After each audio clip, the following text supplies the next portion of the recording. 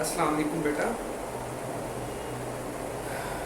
इस लेक्चर में हम गॉसिस लॉ की सेकंड एप्लीकेशन को डिस्कस करेंगे। ये वाली एप्लीकेशन आप लोगों के annual examination point of view से 100% इम्पॉर्टेंट है। 5 मार्क्स का लॉन्ग में ये क्वेश्चन आता है। क्वेश्चन कुछ इस तरीके से है, गॉसिस लॉ को यूज करते हुए इलेक्ट्रिक फील्ड इंटेंसिटी को फाइंड आउट करें। किस कंडीशन में? Due to an infinite sheet of charge. अब टॉपिक की तरतीब किस तरीके से बेटा चलानी है हमने? सबसे पहले हमने शीट ऑफ चार्ज लेनी है जिसकी लेंथ इनफाइनाइट होगी। उस शीट के सराउंडिंग में कोई एक पॉइंट सिलेक्ट करना है और उस पॉइंट पर हमने इलेक्ट्रिक फील्ड इंटेंसिटी की वैल्यू कैलकुलेट करनी है। क्लियर है बात बेटा? और इलेक्ट्रिक फील्ड इंटेंसिटी की वैल्यू कैलकुलेट करनी है गॉसिस लॉ को यूज करते हुए। और गॉसिस लॉ को यूज करते हुए हमें 4 स्टेप्स फॉलो करना पड़ते हैं इलेक्ट्रिक फील्ड इंटेंसिटी की वैल्यू को इवैल्यूएट करने के लिए। वो स्टेप्स कौन कौन से हैं? अगर आप लोगों ने गॉसिस लॉ और उसकी एप्लीकेशन की वीडियो नहीं देखी तो वो सबसे पहले आप लोग देख लें ताकि आपको ये एप्लीकेशन समझने में किसी किस्म की कोई प्रॉब्लम फेस ना करना पड़े। तो स्टार्ट करते हैं बेटा डायाग्राम से।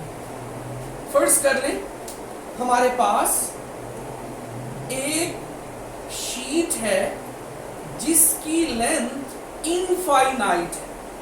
अब बेटा चूंकि हम यहां पर इनफाइनाइट लेंथ ड्रॉ नहीं कर सकते शीट की, तो हम उस इनफाइनाइट शीट का कुछ ना कुछ फाइनाइट पोर्शन कंसीडर करते हैं और उस फाइनाइट पोर्शन में चार्जेस डिस्ट्रीब्यूट किए गए हैं यूनिफॉर्मली। सबसे पहले बेटा मैं शीट का फाइनाइट पोर्शन कुछ ना कुछ कंसीडर करता हूं।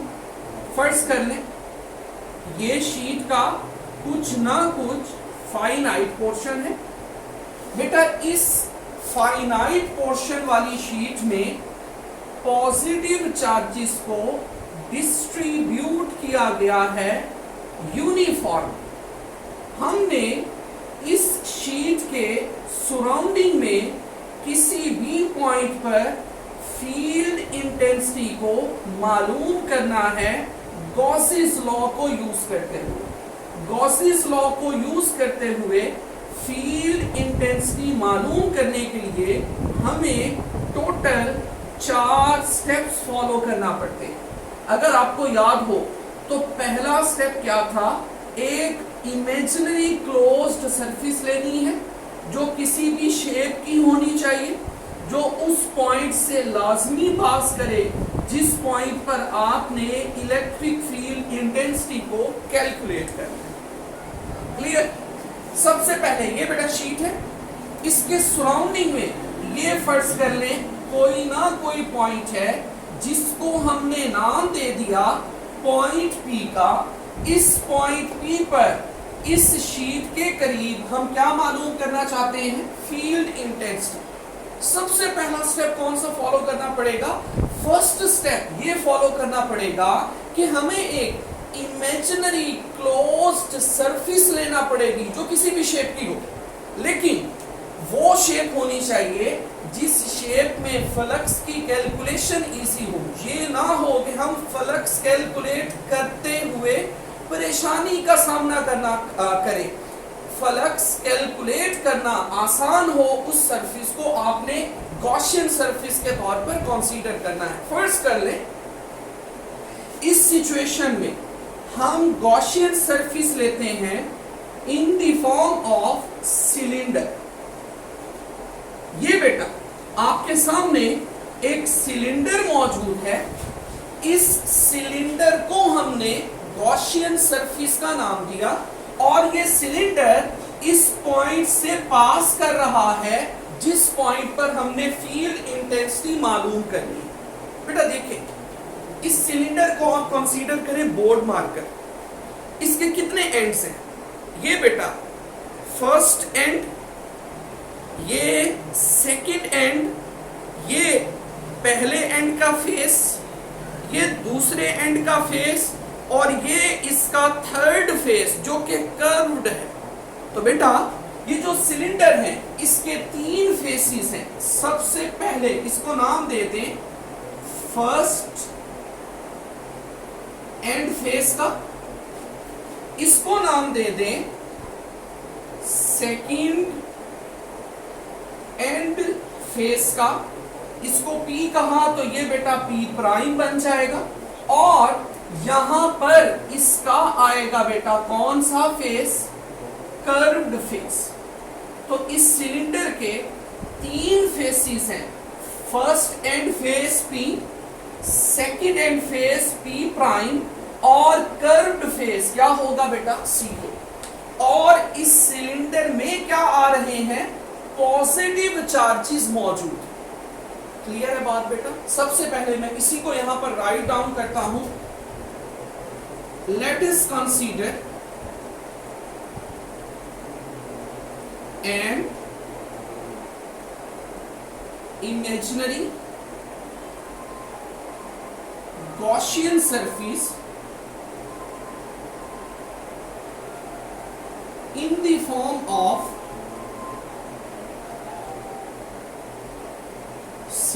सिलेंडर के फॉर्म में हमने गॉसियन सरफेस कंसीडर की। इसके कितने फेसेस हैं बेटा? It has 3 faces. पहला फर्स्ट एंड फेस P, दूसरा बेटा second and face P prime, और तीसरा कर्व्ड फेस C। 3 फेसेस है बेटा, first and face, second and face और कर्व्ड फेस। अब हमें करना क्या है बेटा? हमने 1 बाय 1 फर्स्ट एंड फेस का फ्लक्स मालूम करना है, सेकंड एंड फेस का फ्लक्स मालूम करना है, कर्व्ड फेस का फ्लक्स मालूम करना है, फिर इन तीनों के फ्लक्स को ऐड कर देना है, तो इस पूरी गॉसियन सरफेस का फ्लक्स आ जाएगा। उसके बाद गॉसेस लॉ को यूज करके हम फील्ड इंटेंसिटी की फाइनल वैल्यू को मालूम कर लेंगे due to this infinite sheet of charge. अब बेटा गौर से समझिएगा, ये वाला जो एंड फेस है ये आपके सामने नजर आ रहा है, ये वर्टिकल है। इसका जो वेक्टर एरिया होगा वो ओरिजिनेट होगा इससे आउटवर्ड। अब देखिएगा, हमने इसी सीरीज के 3rd लेक्चर में ये देखा था कि पॉजिटिव चार्ज की वजह से इलेक्ट्रिक लाइंस क्या होती हैं बेटा? इस पॉजिटिव चार्ज से निकलेंगी किस डायरेक्शन में? Outward direction. तो इलेक्ट्रिक फील्ड और वेक्टर एरिया में कितना एंगल होगा बेटा? 0 डिग्री। इसी तरीके से यहां पर वेक्टर एरिया इस डायरेक्शन में, और इस पॉजिटिव चार्ज की वजह से इलेक्ट्रिक फील्ड की ये डायरेक्शन थीटा बेटा कितना निकलेगा? 0 डिग्री। यहां का वेक्टर एरिया बेटा आउटवर्ड डायरेक्शन में, अपवर्ड डायरेक्शन में, मैं इसको ब्लैक मार्कर से बेटा थोड़ा सा बोल्ड कर दूं, ये वेक्टर एरिया और ये हमारे पास है इलेक्ट्रिक फील्ड। दोनों में एंगल कितना बन रहा है बेटा? 90 डिग्री बन रहा है। ये बेटा 3rd फेस में इलेक्ट्रिक फील्ड और वेक्टर एरिया में एंगल। सबसे पहले फर्स्ट फेस का फ्लक्स, सेकंड फेस का फ्लक्स और फाइनली कर्व्ड फेस का फ्लक्स मालूम करते हैं। तो यहां पर देखिएगा, flux through first and face P, पहला एंड फेस जो है P, इसमें से हम फ्लक्स को कैलकुलेट करते हैं। क्या फॉर्मूला यूज करेंगे? phi1 is equal to E dot A dot product को ओपन करेंगे, E A cos of theta, और यहां पर थीटा चूंकि 0 डिग्री है, E A cos 0 degree, cos 0 1 होता है, तो रिजल्ट क्या निकलेगा बेटा, ई ए। इसको हम इक्वेशन नंबर क्या नाम दे देंगे, 1। क्लियर। अब हम बेटा फ्लक्स निकालेंगे सेकंड एंड फेज का, जो कि क्या है, पी प्राइम। यहां पर लिखूंगा flux through second and phase P prime. किस तरीके से बेटा इवेल्युएट होगा, इसको हम फाई 2 का नाम देंगे, बराबर होगा ई dot A, E A cos theta, theta बेटा यहां पर भी 0 डिग्री आएगा, और कॉस 0 1 होता है, तो रिजल्ट फिर से क्या निकलेगा, ई ए। तो फाई 1 भी ई ए, फाई 2 भी बेटा क्या निकला, ई ए। अब हम थर्ड फेज का फ्लक्स निकालते हैं, फ्लक्स थ्रू कर्व्ड फेस। बेटा बात समझ रहे हैं ना, इमेजिनरी सरफेस के 3 फेसेस लिए, first and, second and, third and. First and का ई ए, सेकंड एंड का भी ई ए, और थर्ड एंड के हम बात करते हैं, फॉर्मूला सेम यूज होगा, phi 3 E dot A, E A cos theta, theta 90 degree आएगा यहां पर, डायाग्राम में मैंने क्लियर किया, और cos 90 डिग्री 0 होता है, तो रिजल्ट बेटा क्या निकलेगा, फाई 3 का 0। इसको इक्वेशन नंबर हम क्या नाम दे देते हैं, 3। देखिए बेटा फाई 1 ई ए, फाई 2 ई ए, फाई 3 0, तीनों को जमा करेंगे तो टोटल इस गॉसियन सरफेस का फ्लक्स आ जाएगा। फिर हमने फाइनली गॉसिस लॉ को यूज करते हुए इलेक्ट्रिक फील्ड इंटेंसिटी को इवेल्युएट करना। तो यहां पर देखिएगा नेट फ्लक्स कितना आएगा बेटा, phi E, phi 1, phi 2, phi 3।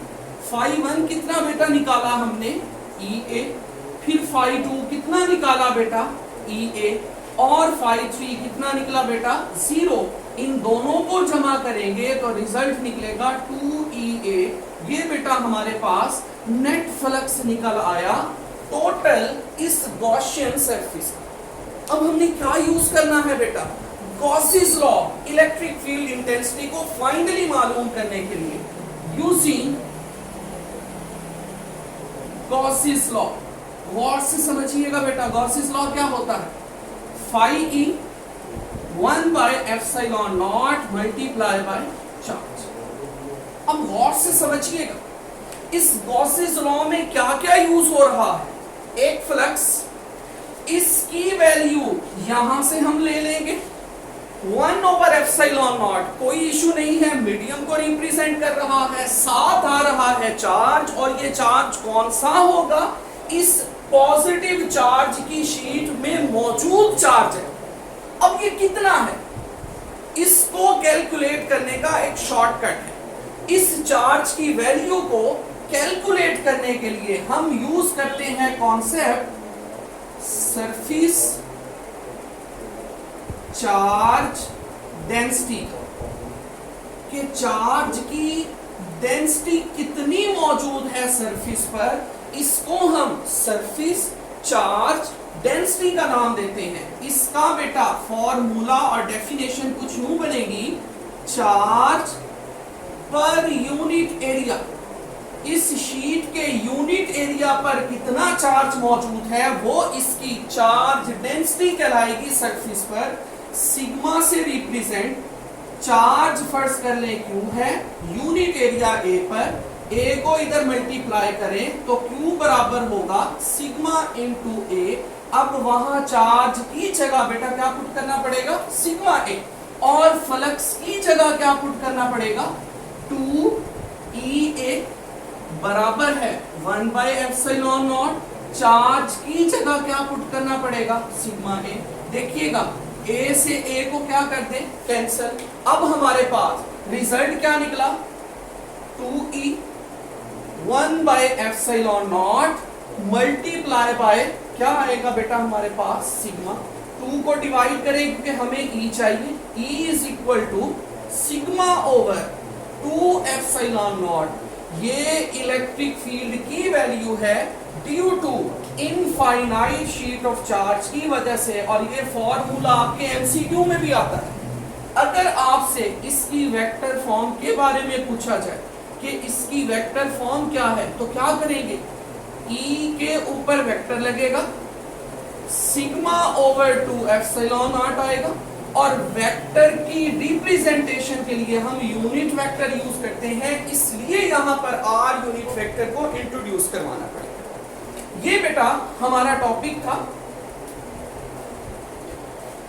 Calculate the value of field intensity using Gauss's law due to an infinite sheet of charge. Next lecture में हम गॉसियस लॉ की थर्ड एप्लीकेशन पढ़ेंगे, और वो है हमारे पास field intensity between two oppositely charged parallel plates. Thank you so much.